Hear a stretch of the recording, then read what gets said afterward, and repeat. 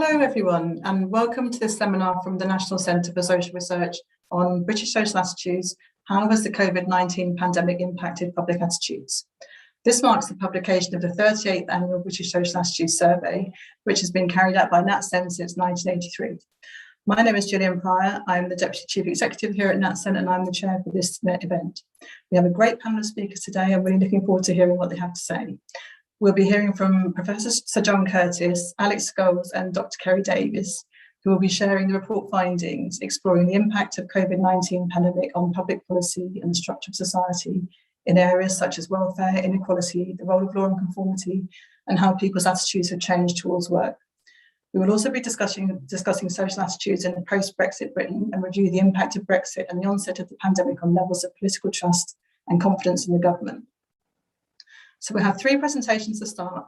Then after that, there will be time for our two respondents, Torsten Bell and Dr. Hannah White, to comment on the report findings. Then we'll hand over to the audience for your questions. So please do add your questions during the presentations using the Q&A button, and we'll share as many questions as we can with our panel during the Q&A session. Please also share your thoughts on social media with the hashtags BSA38 and/or British Social Attitudes. So first, I will introduce our speakers. First up will be Professor Sir John Curtis. John is a Senior Research Fellow at the National Centre for Social Research and Professor of Politics at Strathclyde University and Chief Commentator on the What Scotland Thinks and What UK Thinks websites. He's written extensively about voting behaviour in elections and referendums in the UK, as well as on British political and social attitudes more generally, and is a well-known contributor to British and international media coverage of UK politics. He's been a regular contributor to NatCen's annual British Social Attitudes report since the 1980s and a co-editor since 1994. After John, we'll hear from Alex Scholes. Alex is a senior researcher at ScotSen, which is the Scottish arm of the National Centre for Social Research. He has a particular interest in political attitudes and works on the Scottish Social Attitudes Survey, which tracks changing public attitudes to a range of different political and social issues. Then our third speaker will be Dr. Kerry Davis, who is Director of NatCen's Centre for Deliberative Research, where she leads work on innovative citizen engagement with policy making, generating evidence for policy and practice, and providing training and capacity building for researchers. Recent policy areas include health and social care, post-Brexit policy making, and the environment. Her work on Brexit in particular has explored voters' views on public policy as part of the project Future Britain, as well as research examining more personal narratives and perspectives on themes including sovereignty and identity. So first of all, I'll pass over to John Curtis to begin the presentations. Thank you very much, Gillian. I will, like most of the speakers, be sharing my slides. So at least you don't have to stare at me for the next 15 minutes. Let me just, first of all, just for those of you who may not be familiar with British Social Attitudes, just very, very quickly, a resume of what it is and what it does. So British Social Attitudes has been running since 1983. All of its surveys, the samples obtained through random probability methods. And it's funded by a variety of sources, both academic and governmental. One of the crucial features of British Social Attitudes is that a lot of the questions that we ask are questions that indeed go back to the 1980s in some instances, and you'll see this on some of the slides I'm going to show you. That gives us the advantage, in particular the current circumstances, insofar as we're addressing the question of, well, what impact has the pandemic made to attitudes? Means we can not only tell you, well, our attitudes different now from what they were immediately before the pandemic, but how do they compare now with the broad sweep of social attitudes in the UK over the course of the last 40 years? And are we therefore really looking at a society that in some way now looks markedly different in the post-pandemic environment? Now, one crucial change to the survey that was conducted, now it's the back end of last year, this is the most recent survey, is that because of the pandemic, it had to be conducted online. It couldn't be done face-to-face. Interviewers weren't allowed to go knocking on people's doors, let alone people being willing to allow an interviewer into their doors. So this was done instead by people being invited by post, selected at random to fill in the survey. And if you look at the detail of the report, there's a lot of detail about how the data have been weighted and analysed to ensure that the differences we're looking at now are not a function of the differences in methodology, but rather are likely to reflect real differences. And one of the advantages we've got in that respect is that quite a lot of the topics we're looking at, we were also actually able to look at in July of last year, again online, but an online survey that was recruited differently. They were previous British social attitudes respondents who were willing to do follow-up surveys. It's in that sense panel. So we've got two surveys, and in a sense, therefore, if two different surveys conducted differently both tell the same story, then we have rather more confidence. And if you want to read more after you've heard all of this afternoon's seminar, you can see there where to get access to the report. Now, as has already been suggested, there are 6 chapters in this year's report. 3 are primarily about COVID, 1 looking broadly at attitudes to inequality, welfare and attitudes to law and conformity, 1 on attitudes towards work and its implications for health, and also there's a chapter on child maintenance that falls under this rubric. And then on Brexit, we've got a chapter on democracy, looking at the impact of Brexit on political trust and attitudes towards constitutional change. 1 looking at what do people think about post-Brexit immigration policy after we've deliberated. And there's also a chapter on Scotland and attitudes towards inequality in Scotland and whether they're closer to those of England or to the Nordic countries. Now, the first 2 of the Brexit topics are being covered by Alex and by Kerry. And if you want to talk about Scotland, you'll have to ask about it in the Q&A. I'm going to focus here in these opening remarks on the 3 chapters about the impact of COVID. Now, one of the issues that's certainly been discussed quite a lot during the pandemic was the way in which, in many people's views, the pandemic exposed some of the inequalities in British society, as, for example, noted through the fact that morbidity and mortality from the pandemic tended to be high amongst those living in areas with high levels of multiple deprivation, amongst the Black and minority ethnic community, etc. And that therefore raises the question as to whether or not, as a society, we are now more likely to think that we are unequal. So this is the responses to a couple of questions which has been asked pretty much every year since 1986 on British social attitudes. 1 says ordinary people don't get their fair share of the nation's wealth. The other is there's 1 law for the rich and 1 for the poor, and I'm showing you the percentage who agree.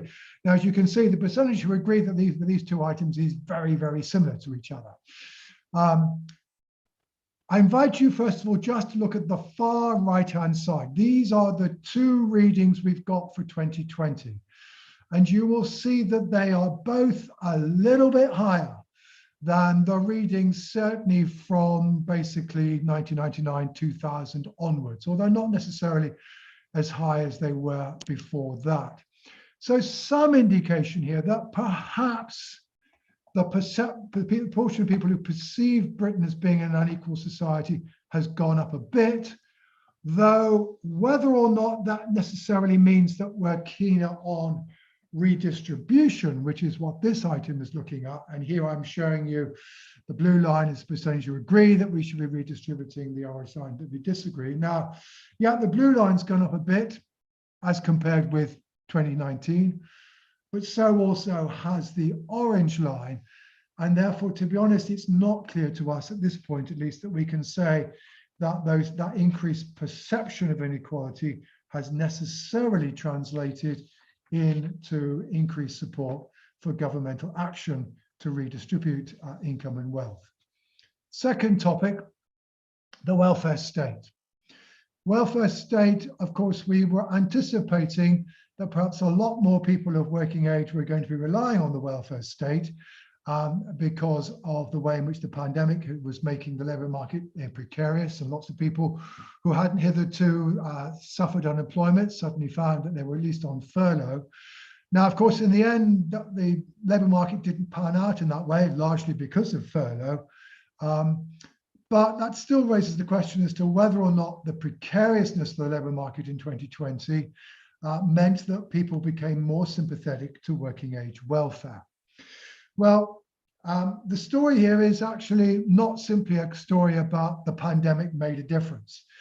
Rather, it's a story of the pandemic occurred at a time when attitudes had already changed quite significantly.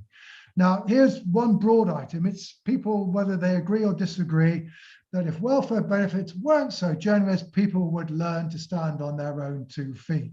So it's a kind of fairly negative item. Now, you will notice that for much of this century, more people have agreed than disagreed with this item. It's very much a legacy of the New Labour era.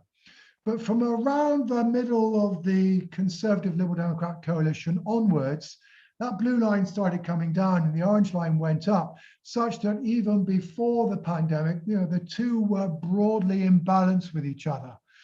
And that is essentially still the picture that we see on this item so far as the two post-pandemic or mid-pandemic surveys are concerned. Now, we can look in particular at attitudes towards those who are unemployed.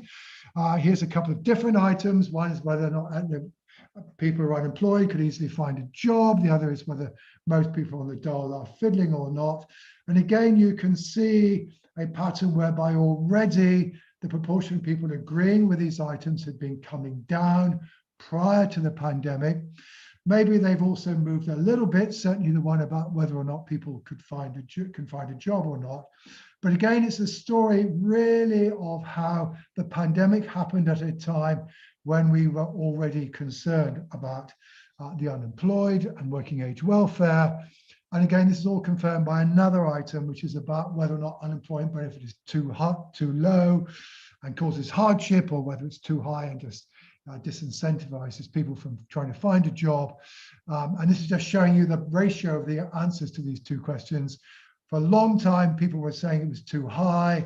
The figure had been coming down. It was already 50% before the pandemic kicked in. And that basically is, roughly speaking, still the picture now. So again, the pre-pandemic change remaining in place during the pandemic. So in a sense, therefore, that debate we're having about universal credit and the £20, some of Marcus Rashford's campaigns about kids for people on low incomes in school. These are not necessarily a reflection of a change of attitude, but a reflection of the fact that our attitudes towards some of these issues had already changed. Third thing is about what we've called law and conformity. It's about whether or not people should think that we should be following authority and what our attitudes towards the law. Now, this is again also something where attitudes had already been shifting before the pandemic. So here's a couple of items of this kind. Schools should teach children to obey authority, and young people don't have enough respect for traditional British values.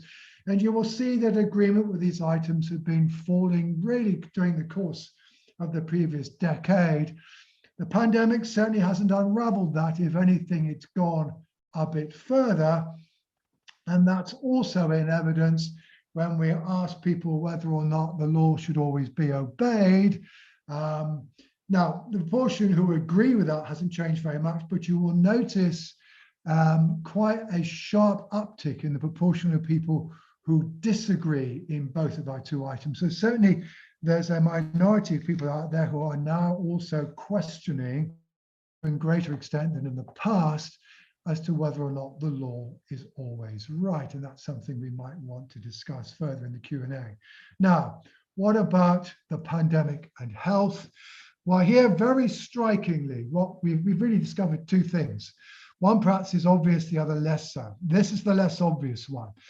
We've been asking people on a very regular basis in recent years, is going to work good for people's physical health and their mental health? Now, the truth is, most people most of the time say it's good. But what is striking is that post-pandemic or mid-pandemic, people have become much more likely to say not just that it's simply good, but it is very good for people's health. And you can see this on the right-hand side, both for physical health and for mental health. Second thing, which we're getting at here somewhat tangentially, but of course we're all, a lot of us, this webinar is in itself a testament to the way in which working practices have changed, and whereas once upon a time we in a overcrowded room somewhere in SW1 to do this, while we now do it from our home or office, but over a webinar. So working practice have changed. Lots of people that we've got been able to get at this is a question that asks people whether or not employers should be willing to do certain things for somebody who's trying to get back to work who hasn't been terribly well. And I invite you to note the marked increase in the proportion of people who say they should allow them to work from home, and also that they should be allowed to work part-time, and also indeed in adapting the duty. So there is a sense in which people seem to be more inclined to think that we should be flexible about working practices. Finally, however, just to prove that the pandemic certainly doesn't change everything, and certainly doesn't change some of those our views about what are people's social responsibilities when they have children. Should fathers, we do ask about mothers, by the way, but here we're looking at fathers. Should fathers who've been in a relationship, the relationship is broken up, should they be expected to pay child maintenance to the mother? And the short answer is that is just as much yes now as it has been ever since the mid-1990s. And there's much more on that in the report. So, broad message from this is that there was a lot of discussion early on in the pandemic about how the pandemic would create an opportunity to reset British society, indeed reset Western society in generally, and to make society different and better in the views of commentators. Well, some things have changed, but the truth is we perhaps should not presume that, at least so far as public attitudes are concerned, is that the Britain that is likely to emerge out of the pandemic is markedly different in terms of its social and political attitudes from the one beforehand. A few things have changed, but the truth is I think policymakers are going to be finding a landscape that's going to look rather familiar, and that at the end of the day, those people who were concerned about inequality before the pandemic are still going to be the people who are concerned about it afterwards, and those who are less concerned about inequality are still, by and large, going to be less concerned about it now. So to that extent, at least, the message to policymakers is if indeed you do want to think differently, you're probably going to have to persuade the public. You certainly can't necessarily assume the public have found the pandemic to be a Damascene moment. Thank you very much, John. I see we have a couple of questions coming in the Q&A box, so do continue to submit your questions. And you'll notice there's a thumbs up button next to the questions. If you click on that, it will, it's like a like for it, and that will make it a higher priority when we get a long list of questions developing. Okay, so now we'll move straight on to Alex Sculls. Thanks, Gillian. I'll just share my screen now, so I've got slides.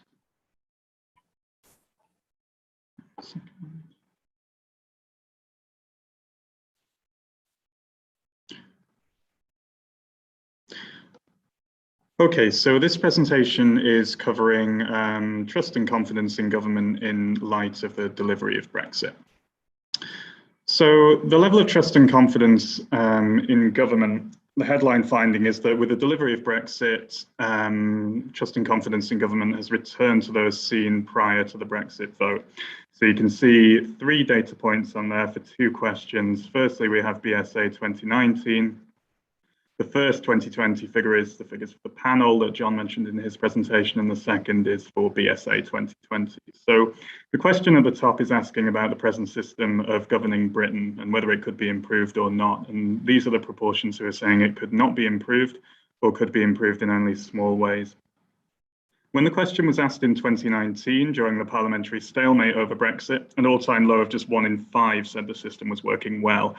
This figure has since rallied to 32% in the latest BSA 2020 survey, which is very similar to the average recorded between 2002 and 2014. The figures for the question at the bottom tell a similar story. So this is asking people whether they trust the government to place the needs of the nation above party interests. And these are the proportion who are saying they do so just about always or most of the time. Again, 2019 was a record low for this figure. Only 15% said they trusted the government to do this just about always or most of the time. That's lower even than in 2009 in the wake of the MP's expenses scandal. As you can see, though, this has rallied somewhat. It's just under a quarter now in both the panel and the BSA 2020 survey. Another way of measuring people's perceptions of how they're governed comes from the responses to 3 questions intended to measure what is called political efficacy, or how well the system is thought to be responding to citizens' demands. So these 3 statements are on the left. Generally speaking, those we elect as MPs lose touch with people pretty quickly. In the middle, parties are only interested in people's votes, not in their opinions. And on the right, it doesn't matter which party is in power. In the end, things go on much the same. And this graph is showing the proportion who agree with those statements. So the higher the proportion who agree, the worse the political system is seen to be responding to citizens' needs. As you can see, the proportion agreeing with these statements has decreased steadily between 2019 and 2020 in the wake of the delivery of Brexit. And the level of perceived political efficacy is high by historical standards. So, for example, in 2011, around 3/4 of people thought MPs lost touch with people pretty quickly.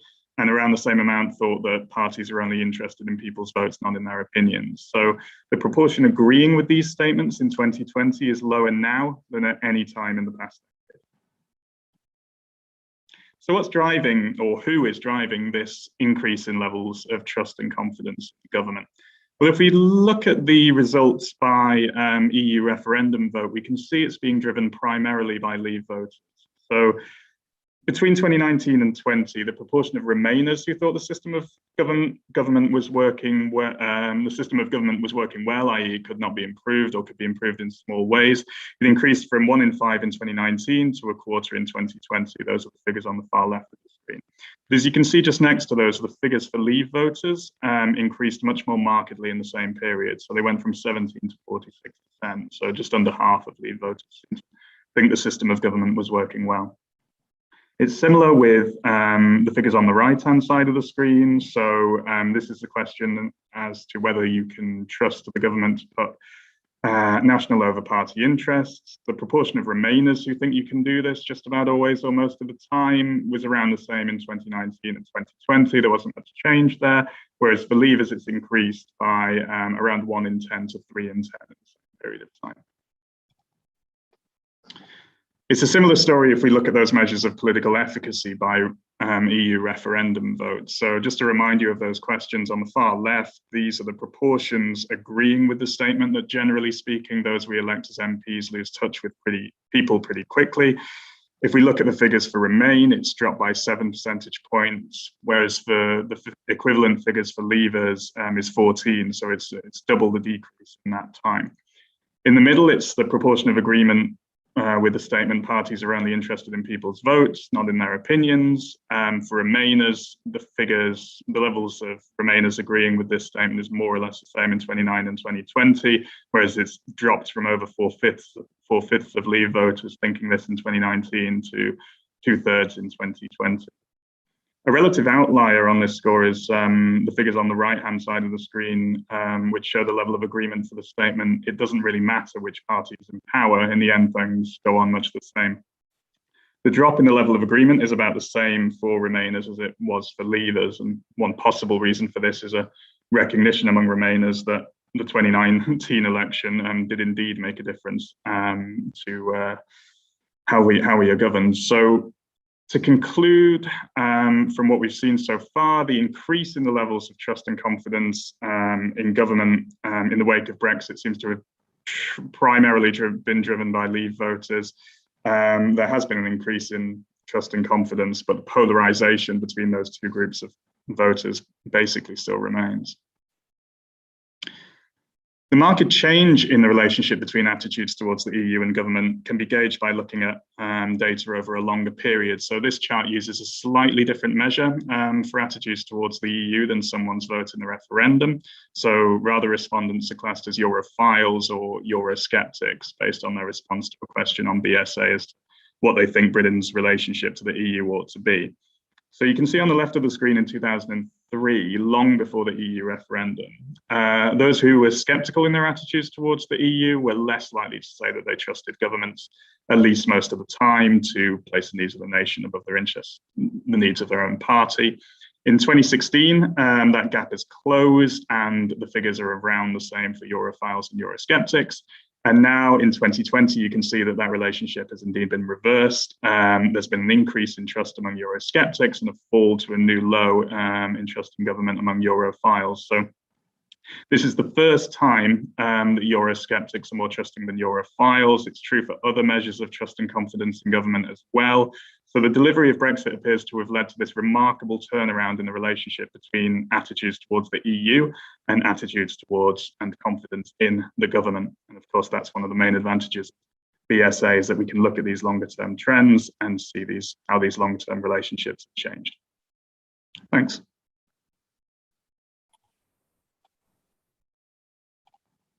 Great, thanks very much, Alex.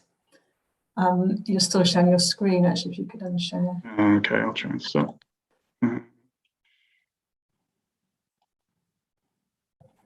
Okay, stop now. Thanks, Jess. And yeah, thanks, Alex. And so next on to Kerry.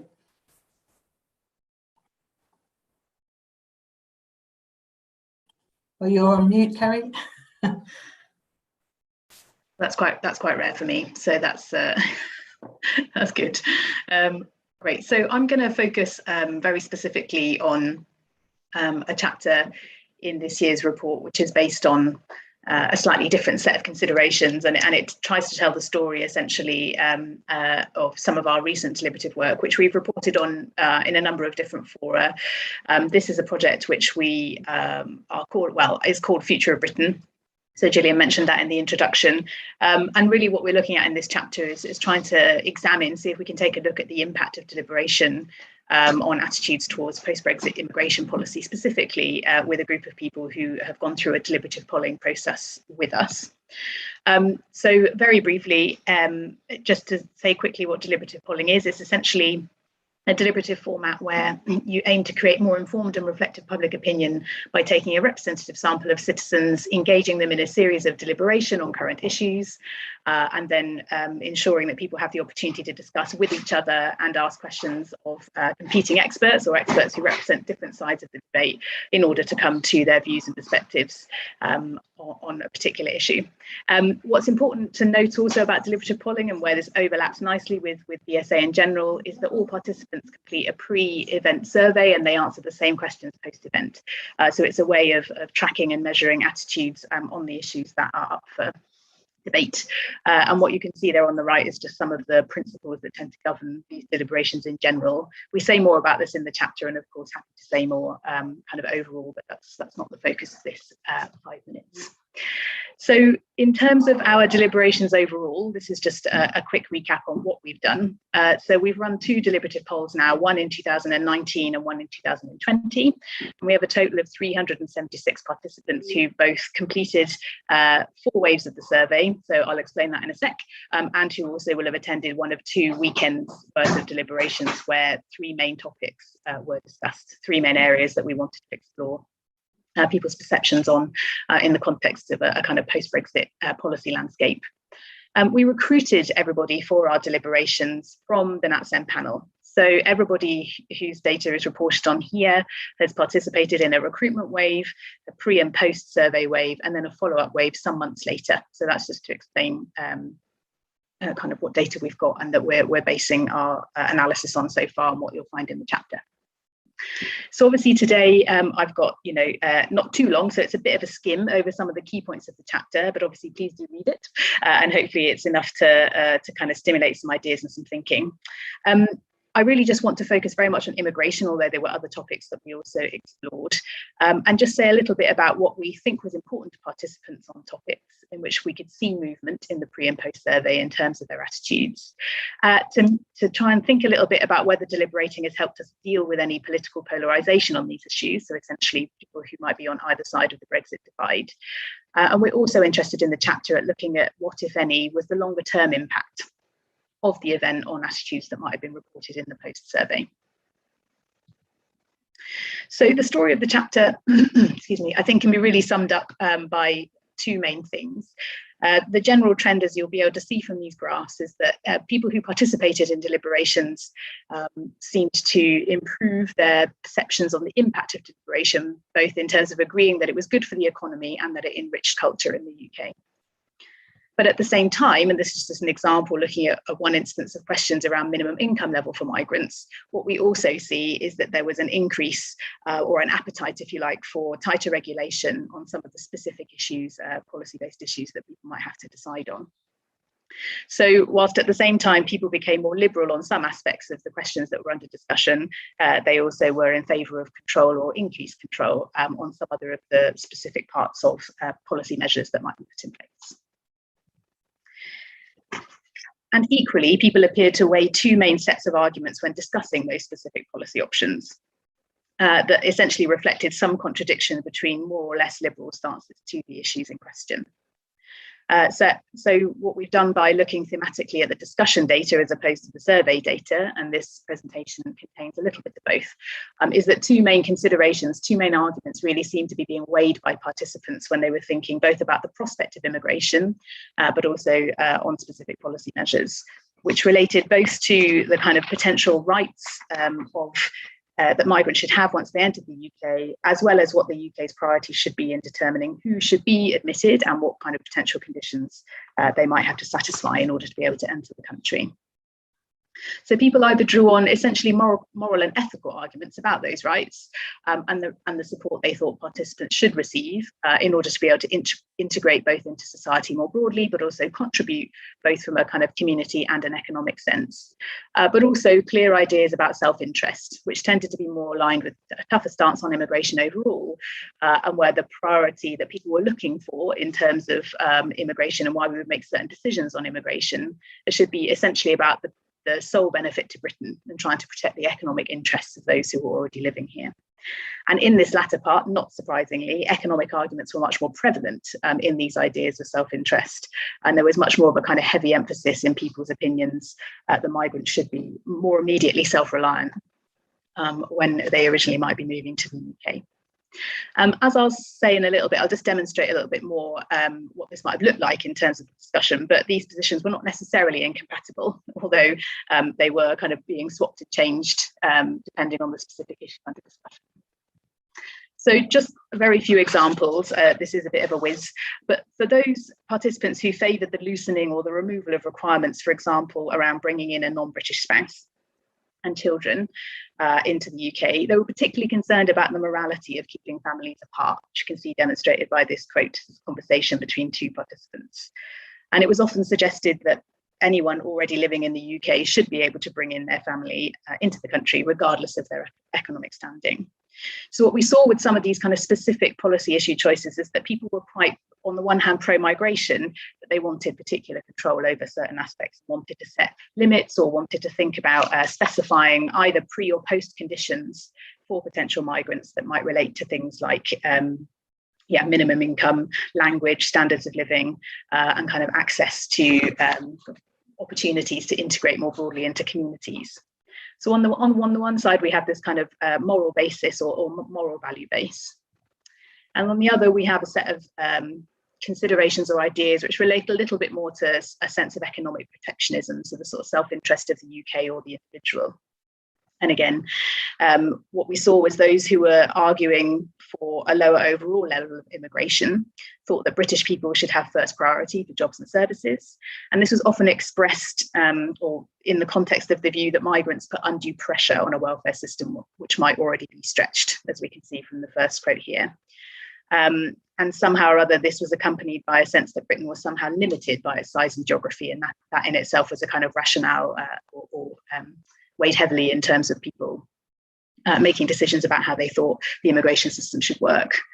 And the second part to that, which is in direct contrast, although it's not necessarily incompatible with this idea that people thought that it was important that families should remain together, there was some sense that certainly from an economic perspective, and in order to promote forms of self-reliance, that people should be able to kind of arrive into the country. I've made a spelling mistake there.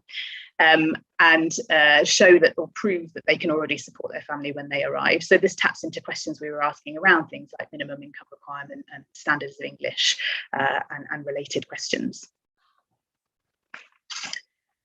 One of the things that participants largely agreed on, however, across either of these kind of judgment considerations whilst they were weighing, was that it was the social value of an occupation and the needs of the labour market in the UK, which should be more important than the occupational skill level of a migrant or their country of origin.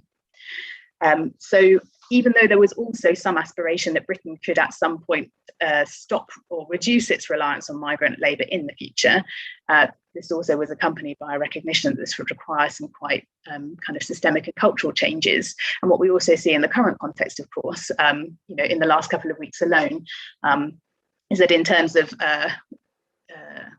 the focus of government policy around driving for high-skilled occupations or targeting people who might be able to satisfy higher levels of minimum income requirement, it doesn't necessarily match up neatly with what voters were expecting or thought would be important in the context of the current labour market needs, of the UK.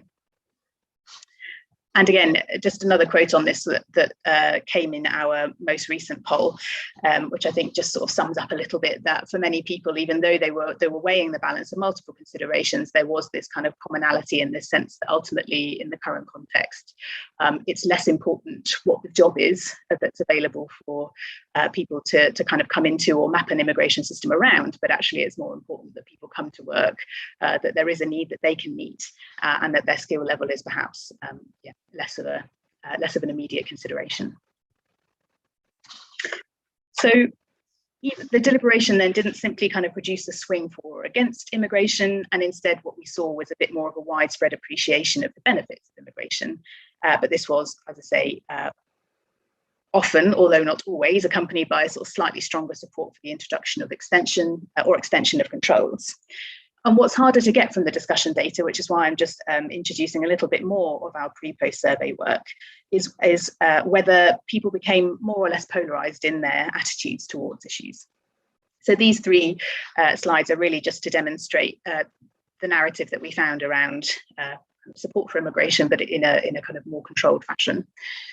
What we saw, though, is that a move towards the middle, a move in different directions on different topics from both Leavers and Remainers, which ultimately promoted a few issues on which there was a bit more of a meeting of minds for people across the divide.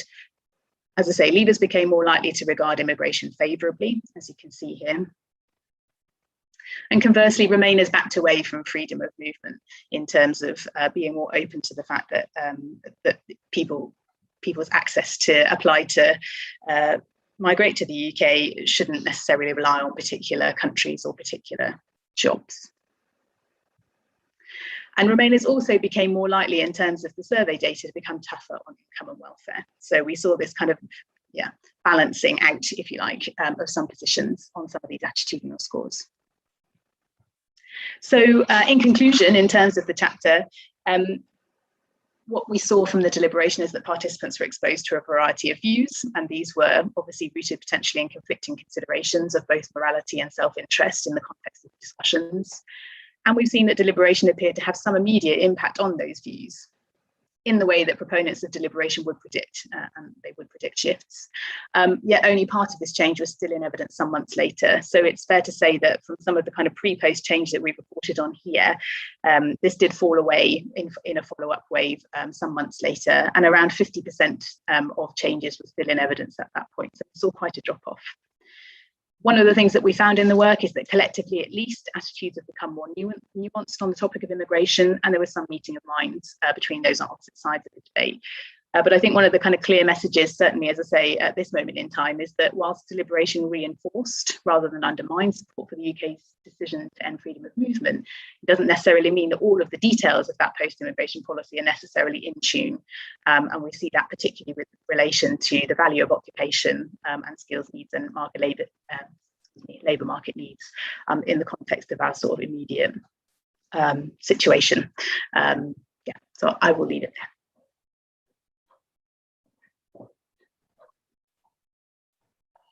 Great, thank you very much, Kerry. So that's the end of our presentation. So we'll move on to our respondents who will be sharing their thoughts on the findings. And I'll introduce them both. So first of all, we have Torsten Bell. Torsten is the Chief Executive of the Resolution Foundation, a think tank that combines analytical rigor with policy prescriptions to improve the living standards of those in Britain on low to middle incomes. He has a background in economic policy with his current research focuses including inequality, the labour market, tax and benefits and housing and wealth. And of course, he's been very vocal during the pandemic. Prior to leading the Resolution Foundation, Torsten was Director of Policy for the Labour Party. He's also worked in Her Majesty's Treasury as a member of the Council of Economic Advisers during the financial crisis and as a civil servant. Then next we'll have Dr. Hannah White. Hannah is Deputy Director at the Institute for Government and has strategic oversight of the Institute for Government's programme of work on government, parliament and the civil service, focusing on external relationships and impact. She has extensive knowledge of Westminster and Whitehall based on over a decade of experience in Parliament and the civil service. Before running the Committee on Standards in Public Life in the Cabinet Office, she was a clerk in the House of Commons, managing select and legislative committees and advising on parliamentary procedure. So we'll pass on to Torsten for your thoughts, please. Thanks, Gillian. And people are impressively listening to 5 of us, so I'll try not to be too long. So I've been asked to focus on the COVID impact on welfare and inequality attitudes section of this report, and it goes without saying that there's lots of food for thought in the report, as ever, and as John said right at the beginning, the unique value of the long time series on lots of the elements within here is incredibly valuable and isn't available anywhere else. So those of us working in this area are very grateful for it. So thank you for everyone for the hard work that went into it. That long time series, I think, is particularly useful in reminding people that most, not all, but most social change and attitudinal change is slow. Now, we should have already known that, but I think the report does a good job of reinforcing that. So I thought I'd just make 3 broad takeaways under that heading. So the first is related to that point, which is we should calm down on post-COVID political transformation. Now, there's reasons why people got very excited about thinking that the experience of the pandemic would be a kind of fundamental change in attitudes towards central elements of the political battlefield. First of all, very clear evidence of inequality. So low earners were 3 times as likely to have their jobs affected. They also had 3 times the death rates of those in the highest paying occupations. So these are really big differences between bits of the population that are much more visible than how most inequality is actually experienced day to day for people. And the second is that the pandemic obviously provided a very clear example of economic risks that individuals can neither be held responsible for nor reasonably asked to manage, i.e. the impact of public health measures on people's living standards. You know, that's the whole argument from the beginning of the pandemic. The government is asking people to sacrifice to help protect other people's lives, and if they want to do that, they need to protect those people's livelihoods. So it's a shared collective effort. And the danger with people looking at facts like those and considering them is that they then reach to silver linings from the pandemic. They want to say that we've been through this awful time and therefore it will help us solve this other awful thing that I already don't like about the UK, be that inequality, be that the level of the welfare state support. And you see that all over the place. It's not just on the elements that are covered in the NatSen report on welfare and inequality. Lots of people want to say, oh, look, it's great, we'll all be working from home and therefore that's going to solve our regional economic inequalities, big structural inequalities, and that will all be solved. And that is, I think, to do with human attitudes, which is we want to tell ourselves there's a silver lining to this crisis, not admit the underlying truth, which is for most things that are important to us, the pandemic has made them harder rather than easier to achieve. So beware silver linings is basically the point. Then if we dig in within that a bit, so on welfare, COVID has had far less impact than the long-term political economy cycle, which is what we're used to seeing, which is broadly that the pattern of attitudes towards welfare follows governments and follows what's actually being done. So, support for more spending on welfare and generosity rising during the austerity years of the 2010s and having fallen during the New Labour years of the decade before. The only caveat to that is on whether or not benefits are too low or too high. Obviously, the context here is that public attitudes didn't change much, despite benefits getting a lot higher during this pandemic. I thought maybe that deserved a bit more attention in the report, which is you've seen a big increase, for some families, maybe their benefits going up by as much as 20% during the pandemic. And despite that, the public attitudes towards whether they're too high or not didn't move in the direction of them being too high. So that is a slight caveat. And I'd say the overall conclusions of the report chimes with lots of other research into this area. Well, not lots, but insofar as there is research into this area. So you've got the Welfare at a Social Distance project, whose main takeaway looking at attitudes towards the welfare state and towards social security during the crisis is exactly the same as this project, which is no fundamental change. And insofar as I'd say the only bit of nuance that you have out of that research is that there's some difference of view towards how people should be treated who are specifically affected by COVID. There's a kind of COVID exceptionalism going on, which did support more generous treatment of those requiring support because of COVID, and that's obviously what the furlough scheme is in part related to. The general patterns on support for welfare spending are also pretty overlapping with those on tax and spending. More generally, again, worth noting that the support for more tax and more spending is down slightly since 2017, which remember is when the era of hard austerity for public spending came to an end. We've been increasing public spending again since about 2018. The only thing I would add that the report doesn't touch on there, but is going to be very important, probably more important than these questions for the politics of the years ahead, is how the pandemic has changed public attitudes towards public debt, where I think the report does mention this, that some people thought that the experience of an enlarged state might lead to people being more gung-ho on borrowing for exceptional projects like dealing with climate change. Some other work points in the other direction, which is, if anything, the public are more worried about elevated debt levels and paying back the cost of COVID than any economists are. So that's another area to dig into separately. One thing I would say is that the report slightly underdoes, I think, the change that you have seen on inequality and redistribution. So I don't know, there is some evidence of perceptions about the UK and inequality having risen.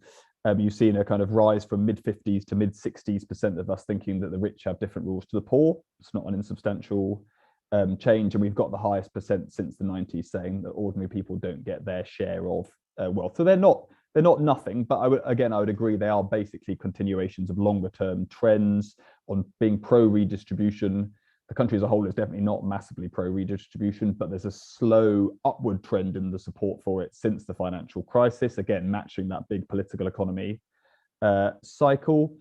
And related, but distinct to that, you've got the change in attitudes towards different kinds of benefits, where you're seeing a slow return to people, again, slow over the course of the 2010s in particular, towards people favouring more generous unemployment support, and that being a bigger priority for more spending, and a fall away in the still very high level of support for more pension spending. Again, that reflects the underlying economic substance of who is poor in modern Britain, i.e.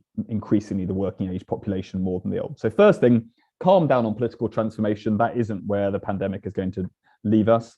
Secondly, on the age divide, I thought one of the really interesting findings from this report is, like, if you read newspapers, then you're left with the impression that the young are incredibly left-wing these days.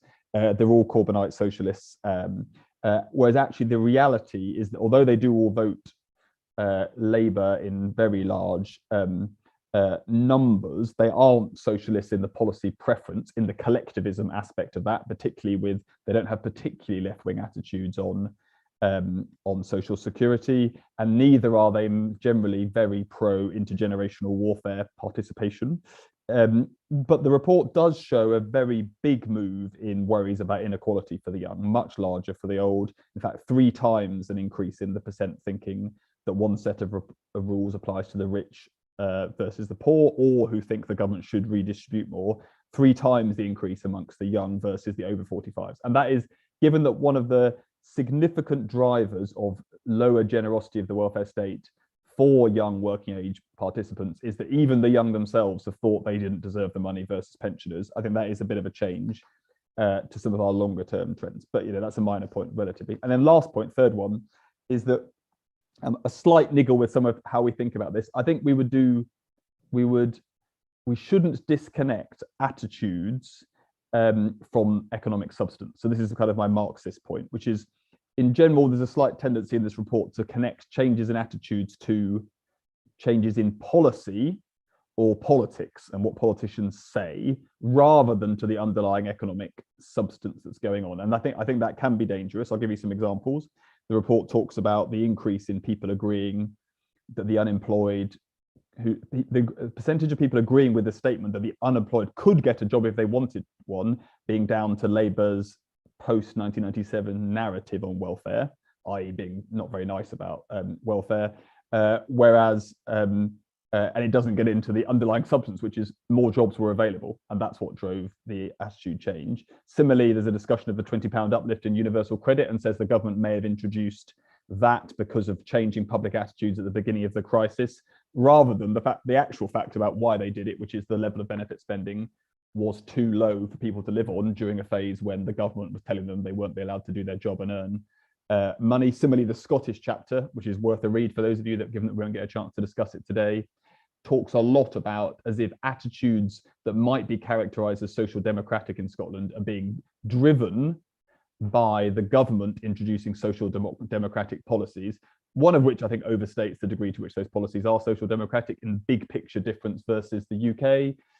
But secondly, is all about politics and politics driving social attitudes rather than vice versa, which I think is a risky place. And I'll end on that point, which is an end where we started off, which is, why do social and economic attitudes change slowly? Because the underlying economic and social change is itself very slow, and that's much more important to those attitudes than what politicians actually say. And so where should that leave us when we think about what COVID will do to us? Well, it means that we should focus on what are the long-term lasting effects of COVID, because those are the things that are most likely to change our country in the long term. And I'll finish up there. Thanks a lot, Gillian. Great, thank you very much, Torsten. Very interesting reflections there. And I'll pass over now to Hannah. Hi, everyone, and thank you so much for inviting me to speak today and to offer some thoughts. I've been invited to talk about primarily about the chapter on trust in government, which Alex presented on. And it's been really fascinating to dive into these chapters and to see what they have to tell us about the situation we're in, because I think it's been really common in recent months and in recent years for commentators, newspapers, whatever, to sort of assert the ways in which recent events, whether it's the parliamentary turmoil over Brexit or the UK's relatively poor outcomes over COVID, to assert that must be affecting public trust in government in certain ways. And it's really great to have the BSA survey to give us the actual data on this and to give us some facts to draw on. So just to echo what Torsten said about how grateful we all are to the team that produces this and gives us such a rich set of data to draw on, including that time series, which is so valuable. I guess just from a kind of methodological point of view, I confess to a certain degree of frustration in reading the survey and thinking about the fact that really we had 3 key events happening within 3 or 4 months, which must have had potentially impacts on public trust in government. So we had the election of a new government, or at least a continuity government with a newish leader, and we know that the new governments coming in can affect levels of trust. We had the completion, to the extent you think it's complete, of Brexit happening, and we had the onset of COVID. And obviously it would be really nice to be able to sort of disaggregate the different impacts of those different events. which isn't possible to do entirely within the data. It would be much more convenient for a social scientist if they'd happened at more of a time interval, but there we are. So obviously we'll have to look at future surveys, and they will tell us more about the sort of ongoing course of the pandemic and how the government's response to that has affected public attitudes, and we'll be able to see that on an ongoing basis. I thought it was really interesting to see the data on how the impact that the delivery of Brexit has had on public confidence in how Britain is governed, on trust in government and in trust in politicians. And particularly interesting to see how, when you look at how the different people had voted on Brexit, the fact that the biggest impact of the delivery of Brexit was on those who previously had the lowest trust in government, who it seems overlap with those who had long been most Eurosceptic. Now, my assumption, I think the assumption implicit in the report is that that effect was primarily the result of the government delivering on its promises, the government that had just been elected doing what it said it would do. And if that is what was sort of behind the change in trust, the quite dramatic change for leavers and the sort of levelling back up to where trust used to be before 2019, then I think that's a really important finding for politicians thinking about how they construct their manifesto promises in general, how they then deliver on those manifesto promises once they're in government. Some people obviously argue that the public pay very little attention to manifestos, and they're actually quite irrelevant when it comes to electoral outcomes. But I think that quite obviously getting Brexit done was a sort of different order of manifesto promise from many others that end up getting made. And that's presumably why it had such a noticeable effect on trust in government. So if seeing government deliver on a key election commitment had such an impact on trust, then that should be an important reminder to politicians to pay attention to delivery, which is something we think about a lot at the Institute for Government, as well as thinking about slogans at election time.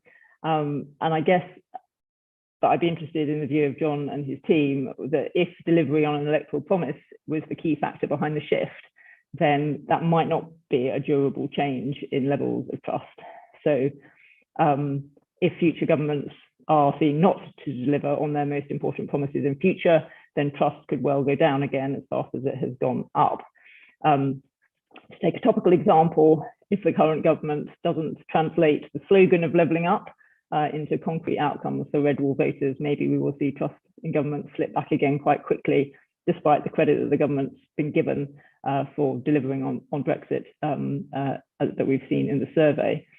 The other alternative that occurred to me was that potentially the increase in trust in government among Leave voters was also about not just having seen the government deliver on its key sort of manifesto pledge, but also about removing a distant tier of government, the sort of Brussels tier of government, from the picture of how the UK is governed, and whether because voters tended to see the portion of our governance that came from Brussels as less accountable and more distant, it was less worthy of trust.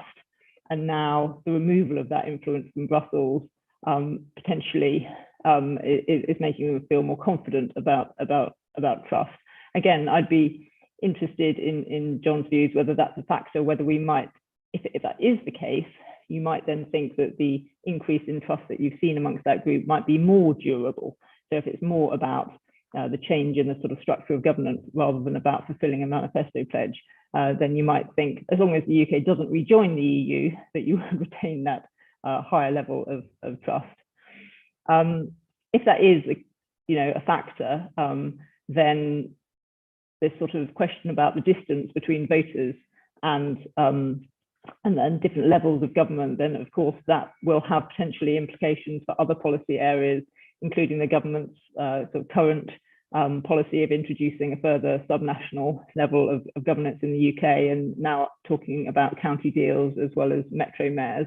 I'm interested in whether there's any subnational data which looks at how trust in government has changed in areas with and without metro mayors, now that we've had those for a while. Obviously, not necessarily, building trust in government wasn't the primary reason for introducing metro mayors by any stretch of the imagination, but it would be quite interesting to know if there's any sort of correlation there. Generally, I think it's really positive to see that trust in government has recovered somewhat from the sort of nadir it reached in 2019 during the parliamentary stalemate over Brexit. It occurred to me, and this is very much speculation, that potentially the drop during the pandemic in the number of respondents saying they never trusted politicians to tell the truth was a mark of the success of the government's COVID press conferences and the strategy of bringing in scientists to appear alongside politicians. I'm sure I've seen data that says that scientific experts rank higher than politicians in terms of public trust. So maybe some of their credibility wore off on ministers during that period, and that helped the public to think that maybe the ministers were telling the truth as well. Another, just an ad hoc reflection, unsurprisingly for me, my background being in Parliament, the survey gives us a really fascinating glimpse into trust in government. It made me wonder whether the improvement that the government has seen in terms of people trusting it would be echoed for Parliament as an institution. I don't think that the BSA survey can tell us that. Maybe the Hansard Society's audit of political engagement will tell us a little later on. But I was sort of speculating that maybe government has redeemed itself in the eyes of some voters by delivering Brexit. But Parliament's had a pretty low profile since it was in that sort of position of conflict, which really drove down trust in 2019. It hasn't had a prominent role in relation to COVID. The government has been criticised for sort of sidelining Parliament. So I wonder what levels of trust in Parliament, whether those would now be more differentiated from those in government, but just a side thought. And then just one final thought, potentially, the most obvious one really, although the overall trust sort of recovery is a positive thing, although, personally speaking, I think, levels still, no politicians, none of us should be sanguine about how low they remain overall. They have recovered a bit. They do obviously still mask, the overall levels mask these differences between Leavers and Remainers in terms of their trust in government. And although it's potentially not surprising, if it's the Remain voters who didn't vote for Boris Johnson's government who now feel distrustful of it, so there was only 17% of Remainers trust government to put the national interest first, while Leavers, now 31% of them do, and those are the ones who potentially voted for this government. Maybe that's not surprising. I think the really interesting thing is going to be whether those differences continue to persist over time as we sort of get further away from the Brexit referendum and the delivery of Brexit. And so I guess that's just the conclusion to that is that we'll all have to come back next year and listen to this presentation again to see how these things continue to play out. Thanks very much. Thank you very much, Hannah, and some really interesting questions again there. Now, I think, just conscious of the time, I think we should, rather than allowing the speakers to respond directly to your questions, let's move on to the questions from the audience and hope that some of those issues will be picked up in the general Q&A session. So if we could have the speakers, if you could put your cameras back on so that you're ready to answer questions. And the audience, we have a lot of questions in the Q&A box already, but do continue to add your questions into that box. And as I said, there's the thumbs up button you can use if you want to endorse a particular question that's of interest to you. So I'll begin with the first one, which is a methodological question from Heather Arnold. How do you think wording might change your results?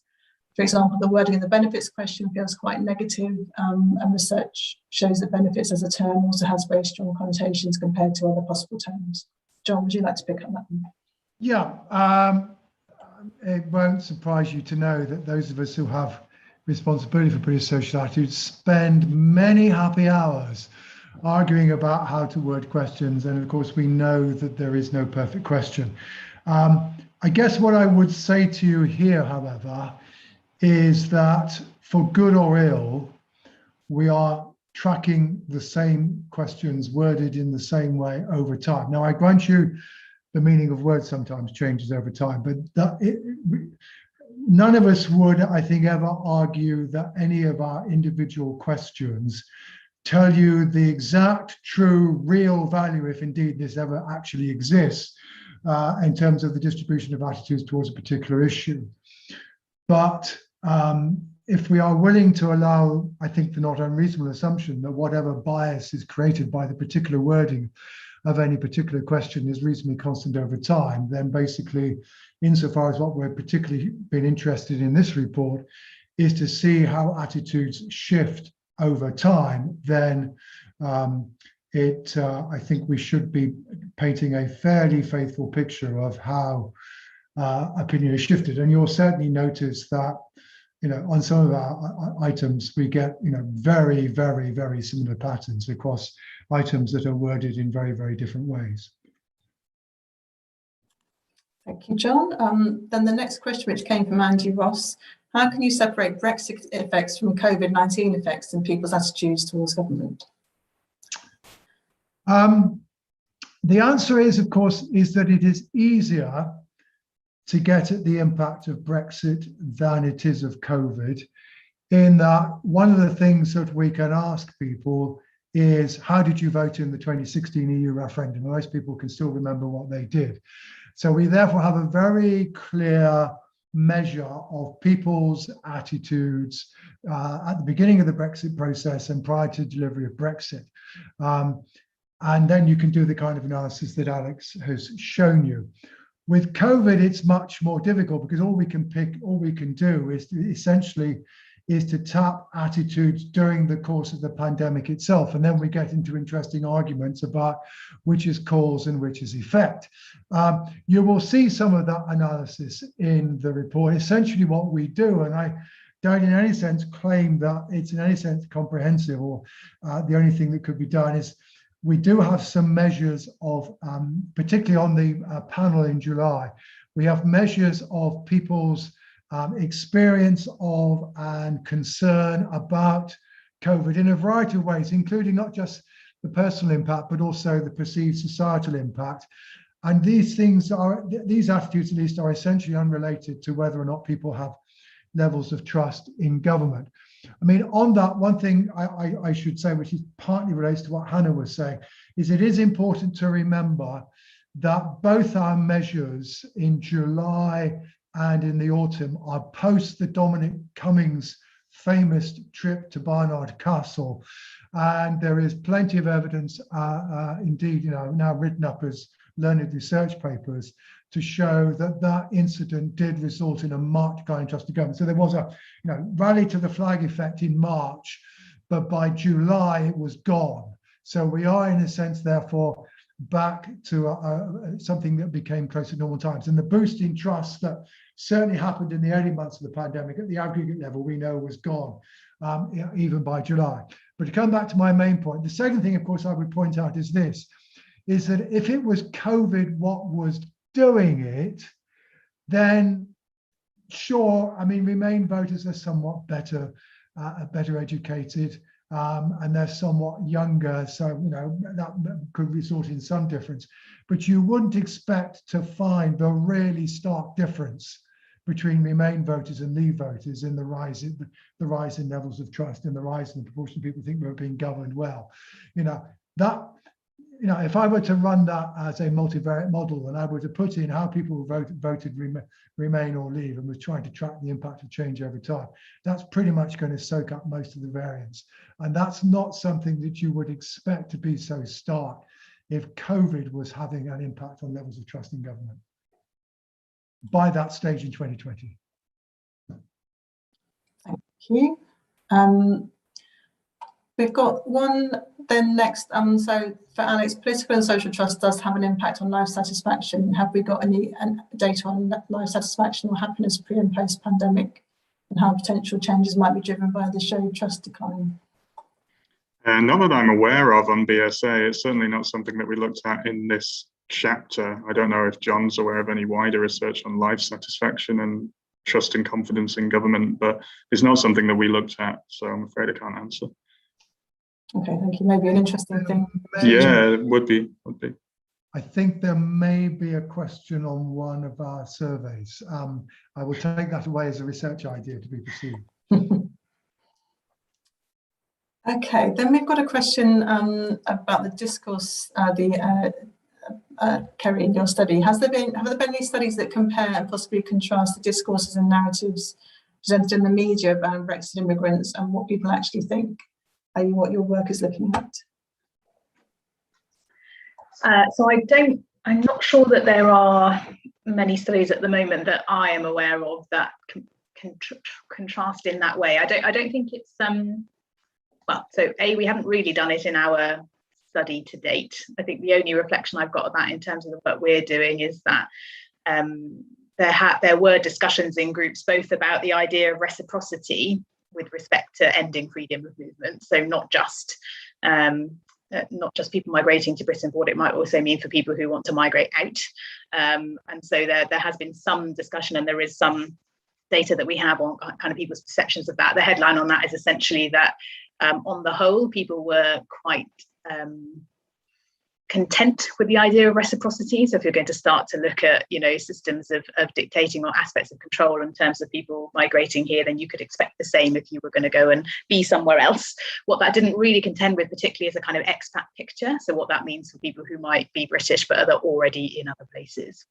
And then in terms of the views and perspectives of people who might currently be migrants or are thinking of migrating to Britain, yeah, again, I think that the only evidence of that in our particular study was that some of the people in our discussions were people who were EU migrants. And so they were able to kind of reflect on or draw on some of their personal experiences, but they were kind of more ad hoc depending on how groups formed rather than a specific focus of the study. So there is something in our work, I think, where we would be able to speak to some of that, although nothing systematic. And I'm not currently aware of a study that's specifically gone in a deliberative context, that's specifically gone out to try to look at and examine attitudes amongst that group. And can I just come in a little bit on this? I suppose I'm also tempted to say that, as it were, the discussion did reflect the different ways in which migrants are portrayed in the media in different contexts. That's one of the points that's made in the chapter, is that when people were talking about migrants and being involved in the labour market, they tended to be viewed more favourably than they were talking about migrants with respect to welfare. But more broadly, on the one hand, yes, the media will often portray migrants negatively. We see this with, the concern about what's going across the channel, and we certainly get some discussion about, people being welfare tourists, etc. And that's reflected in our discussion. But the other thing, of course, you get in the media is at the moment that somebody discovers a case of somebody who's been an asylum seeker for 5 years and the Home Office haven't managed to deal with their case, or that somebody's family has been split up as a result of some alleged bureaucratic bungle inside the Home Office, you get very positive media coverage. And people who might in general not like immigration say, well, it's terrible. I know this family, they're a nice family, they live around the corner, why are we trying to throw them out? And again, that was also reflected in our discussion, because people say that I'm clearly quite doubtful about splitting up families, not to put too fine a point on it. So I think, yes, some portrayals of the media are negative, and some of it is reflected in what our participants said, but also the media also sometimes present migrants favorably. And again, you're picking up aspects of the discourse that we were certainly finding amongst our participants. Okay, thank you. Then move on to a question on different demographics. So are opinions around inequality and redistribution of wealth changing more in any particular demographic groups? Well, this takes us back to the point that Torsten referred to. We did a certain amount of digging by various demographic factors. The one thing that we wrote up, and the reason why we wrote it up is because it's the one thing that did seem to be going on, was indeed that it was amongst younger people, broadly speaking, those less than 40 or so, amongst whom the increased perception that Britain is an unequal society was much more evident. It was much more evident amongst this group than it was amongst older people. Other things that we looked at didn't seem to make much difference. I think this is not written up in the report. This is an ongoing project. I think we may find later on that perhaps there is something of a difference between Labour and Conservative voters on some of the ways in which attitudes have shifted. But that's something to be done, to be looked at more formally. But some of the other things you might have thought about. So, for example, differences between those in middle class or working class occupations doesn't seem to make much difference, for example.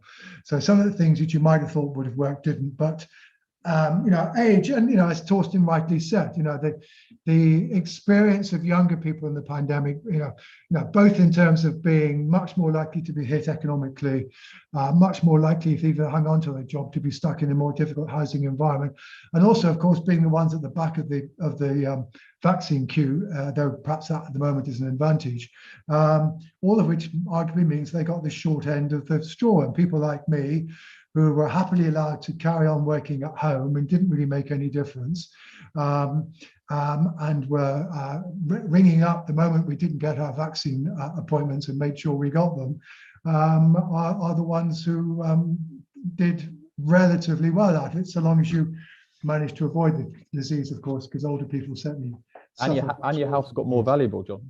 It's not just Sorry? that it's nice to live in. It's not just your house is nice to live in. It went up in value a lot as well. You got free that's money. also true. Yeah, absolutely. Yeah.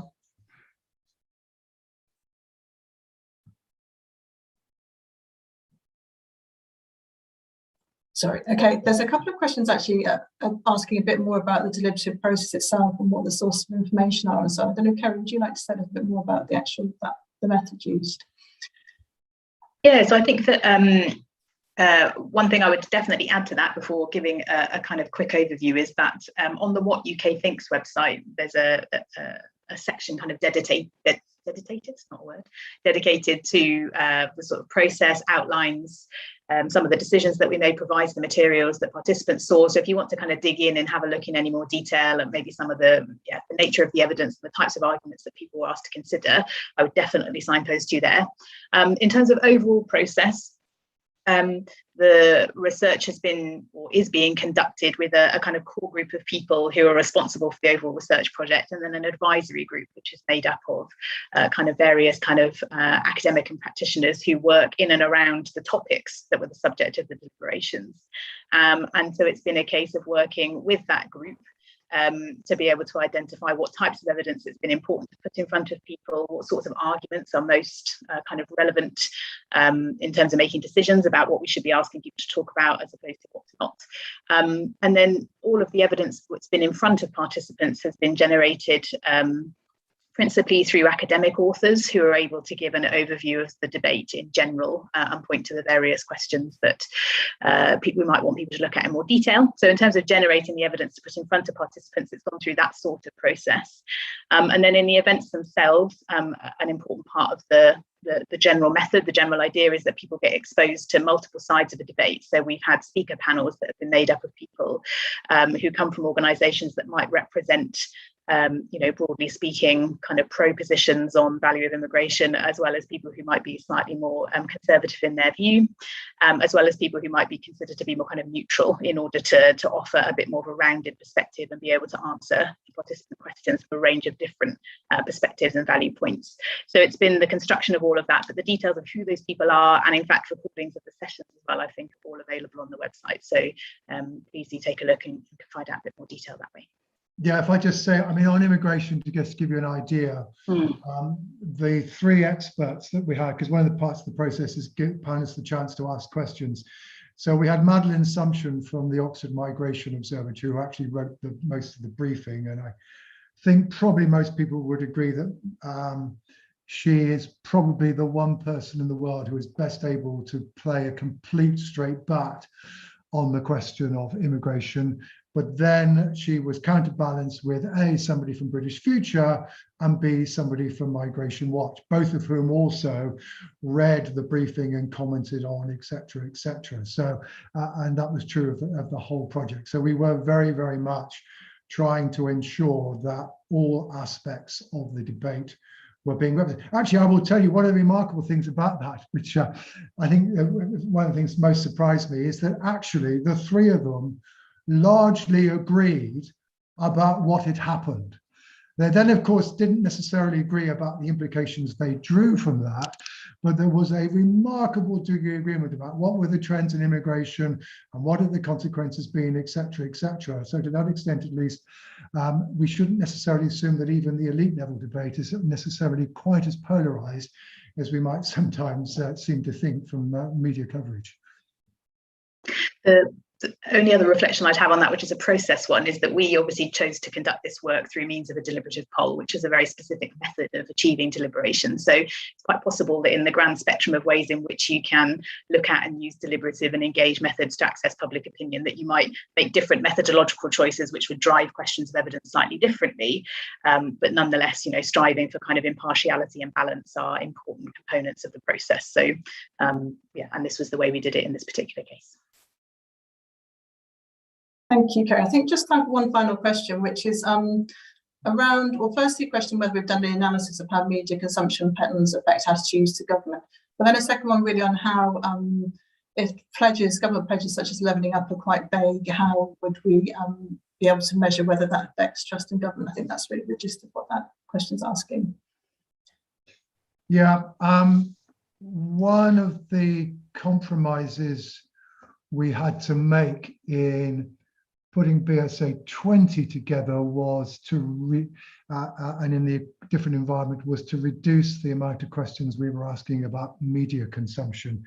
There's still some possibility of pursuing the subject, but to be honest, I mean, we can't, I mean, the only way we can begin to get at this is insofar as we do have data for at least some of these surveys as to either which newspaper people read or which news website people read. But of course, newspapers are a declining industry, and BBC Online dominates the coverage of in the online spectrum. And to that extent, at least, you don't necessarily have the variance in terms of people's media consumption to be able to get at the impact of the media. But I mean, the Dominic Cummings affair was definitely pursued by, but the media certainly followed that up and certainly provide the medium through which we all got to know that, and which certainly didn't do the government much good at all. Sorry, I've forgotten the second question, Julian. I think it was when promises are vague. Oh yeah, sure, on levelling up. Yes, indeed. But then that's often the art of good political slogans, is that they are vague in original conception, but then they are capable of being spun as being capable of being actually achieve delivery. I mean, Hannah made some very interesting comments on this. I mean, for what it's worth, Hannah, just two things about what you said about this. One is that, for my money, and here this is not so much rooted in analysis, is I suspect your second interpretation, which is that if the Leave voters feel that the governance arrangements under which they are now governed are more acceptable than the ones that they were being governed under pre-Brexit in their eyes, is what's the clue to this. And it's that, rather than simply the delivery of a particular promise. Now that still raises the question as to whether or not they will necessarily feel that way in 2 or 3 years' time, and how Brexit will matter in 2 or 3 years' time is one of the $64,000 questions of our time. On trust in metro mayors, we do actually have some data on trust in local government. We might be able to pursue that. So I've also written that down as one of the research ideas to come out of this, as something we might be able to pursue. But anyway, thank you very much for the interesting questions, and certainly thank you very much for the research ideas, and particularly also thank you to Torsten and Hannah for some excellent commentary. Thank you very much, John. Well, we're coming to the end of our time, so I'll just sum up with some closing statements. And I think we've heard some really interesting findings today about where things have changed and perhaps where things have not changed so much. And as Torsten's highlighted, one thing the pandemic has shown us is it's exposed the level of inequalities experienced by different groups of the public. And obviously it occurred at a time when attitudes were already changing, as we've seen today. So those who were already concerned about unemployment and welfare continue to be concerned. We've also seen indicators of conformity dropping with a sharp uptick in the number of people questioning whether the law is always right. When we look at how well the political system's working, attitudes about political inefficacy have decreased, but particularly amongst the Leave voters. Of course, there were 3 significant events that could affect this, not just Brexit, but also the election, and of course the pandemic, as Hannah has reflected. And the fact that government has been seen to deliver on some of its promises may well have impacted levels of trust. But equally, we may want to look at how we can segregate some of these issues going forward to understand different triggers and motivations. But overall, I think as come out of the series, and I think as Torsten said, we're reminded that attitudes change very slowly. And what we want to see is what the long-term impacts of COVID will be. So things of interest in the future from BSA studies in future. And I think that's the key issue, isn't it? These long-term trend studies do enable us to look at the long-term changes, and we see that they, society, public attitudes really change very slowly, fundamentally. So it just remains for me to thank our speakers very much. So John Curtis, Alex Scholes and Kerry Davis, and also our respondents, Torsten Bell and Hannah White. And thank you to the audience for joining us this afternoon and for engaging with a lively discussion. If you would like to know more, further details about British social attitudes and full copies of the report can be found on the NatSen website at www.natsen.ac.uk.